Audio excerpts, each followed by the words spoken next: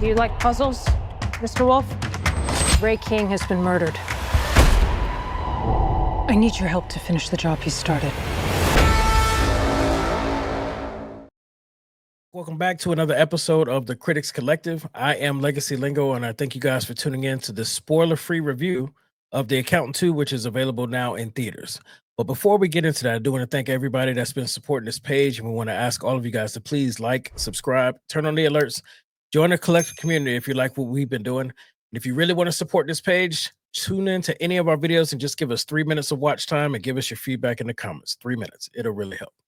All right. So IMDB has the synopsis for The Accountant 2 as Christian Wolff applies his brilliant mind and illegal methods to reconstruct the unsolved puzzle of a Treasury chief's murder.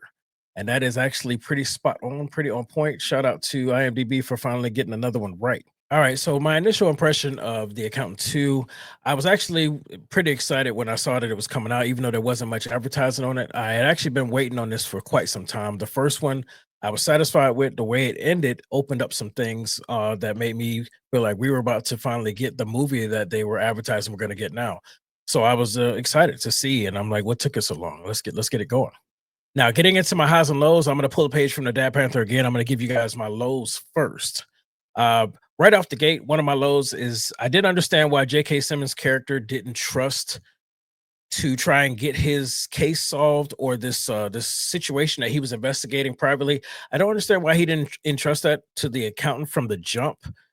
I understand that he felt the writers felt the need to introduce a certain character, but they could have been more creative with that. They basically used J.K. Simmons' situation to bring that character into the story, but I feel like that character was such a big part of the story. It could have found there's multiple opportunities to bring that character in.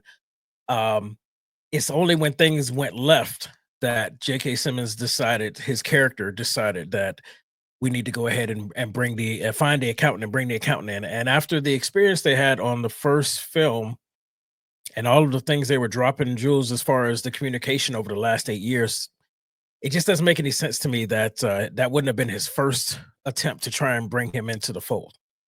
So that bothered me. It actually took me out of the story for a moment. Another low for me, I hated the over-the-top morality that Agent Medina had. I mean, she was acting like she just could not get over some of the rules they were breaking and the lines they were crossing to get these answers that they needed. And if you remember from the first film, again, I'm not trying to spoil too much, but in the first 15 minutes of the first film, we find out that she was a convicted felon with a nice little rap sheet, and she lied to the government to try and get a government job. She was no saint. And now she basically got a second chance in this situation, which I can understand now. You don't want to cross lines again, but the way that they were, and they even did it a little bit in the first one. She was judgmental towards the accountant's characters, like, oh, he's a criminal. And I was waiting on somebody to say, 5 minutes ago, you were too. But that didn't come out. And it was even worse in this film. The morality thing, and it was over the top. It was ridiculous, and it was a big contradiction to who she was. I really wish she would have just had a little bit more of a middle ground, a little more understanding, especially since her way was not working.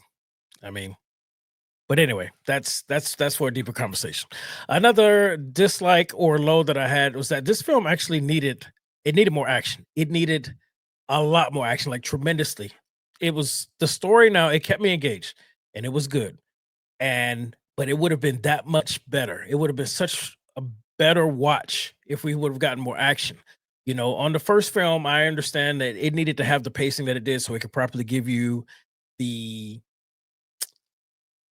introduce the character himself, the backstory, everything that needed to happen so you can truly understand what they were revealing at the end to tie it all together. That was okay with the original film in 2016, but this one didn't have many flashbacks, and it did, and not that much backstory, and it didn't need it.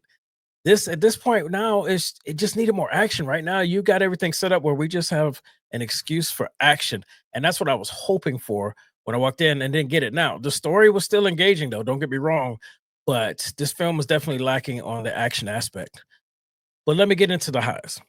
I love that Ben Affleck's character being an accountant, a math whiz, amazing with numbers. The way that they brought that title in at the beginning, it did something for me. It had me geeking out a little bit. Some of you may get this, some of you may not, but the title did not read The Accountant 2. What it read was The Accountant Squared. All right. Now, if you guys want to have that conversation to go deeper to that, hit me in the comments. But I'm telling you, that was definitely done on purpose, especially with the way he is with numbers and math. And I thought that was well thought out. And I already knew as soon as we were getting into it, like, okay, all right, here we go. You've already got me. You've already got me sucked in. Let's go. Let's go. Another high for me was the level of control that Ben Affleck's character had achieved over the last 8 years. In the first film, you see him doing things to continuously condition himself so he won't be triggered to certain sensitivities. Something that his dad instilled in him instead of trying to help him adapt. His dad was pushing always to just say he needs more of it. If it bothers him, we give him more of it until he develops a tolerance. And I believe that's what he was doing in the original film. And in this film, you don't see any of that at all.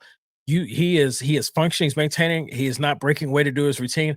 So it leads me to believe that over the last 8 years, that conditioning, whatever he's been doing, has been working, because you don't see him have any moments of any triggers. He doesn't slip. He doesn't even have to do the conditioning. So I like that. And there's nothing wrong with those that still need to do things so they can function in the world. That's not what I'm saying. I just like the progression of the character himself so he can actually be as successful as he was in this film.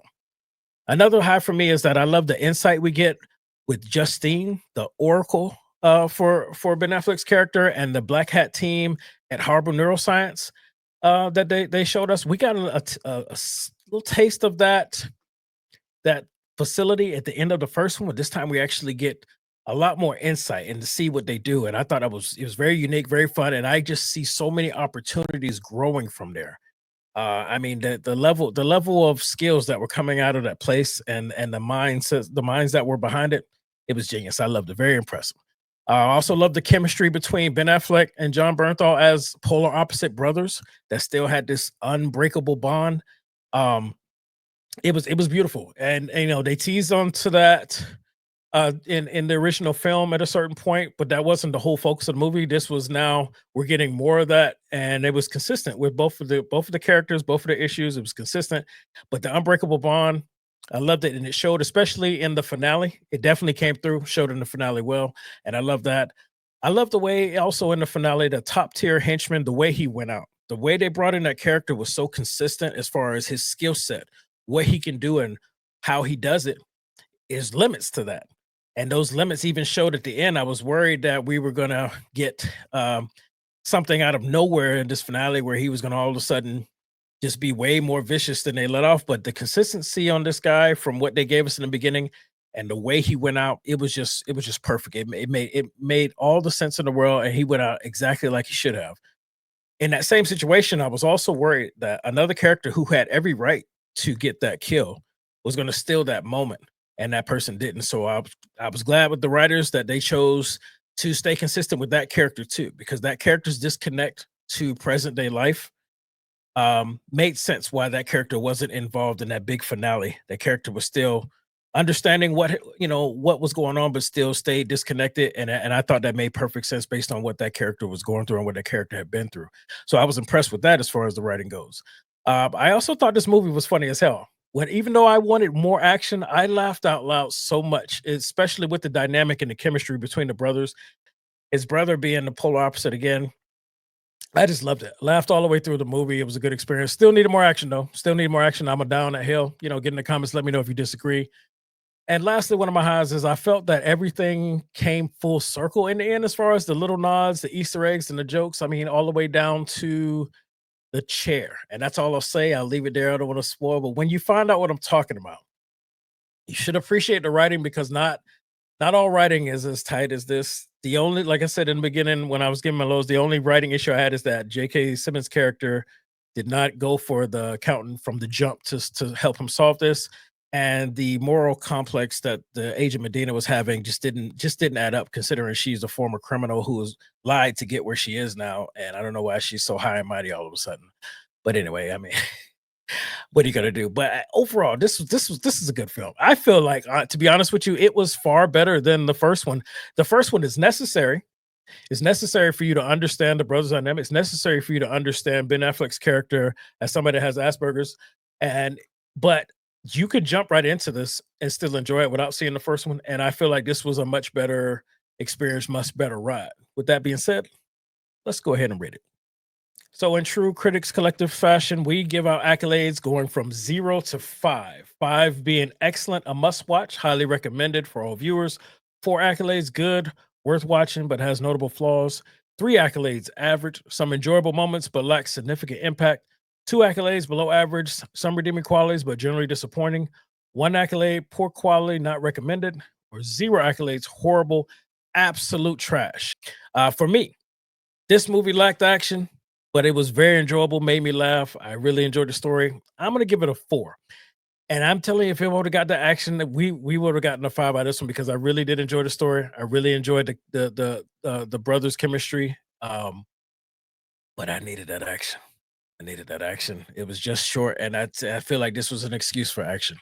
So let me know in the comments if you guys agree or disagree. Hopefully we'll get the crew together and do a spoiler discussion and really peel it back. While you are in the comments, let us know how many accolades you're going to give it. Or if you agree or disagree, please make sure you like, subscribe, and turn on the alerts, join the collect community. And again, if you really want to support this page and this channel, give us 3 minutes on any video and then comment and let us know what we could do better or what you'd like to see us review. But at least 3-minute watch will help us more than you know. All right, this again was another episode of the Critics Collective. I am Legacy Lingo, and I just gave you the spoiler-free review of The Accountant Squared. All right, and if you sorry, I couldn't help myself. I couldn't help myself. All right, so thank you guys for joining us, and we will see you on the next one.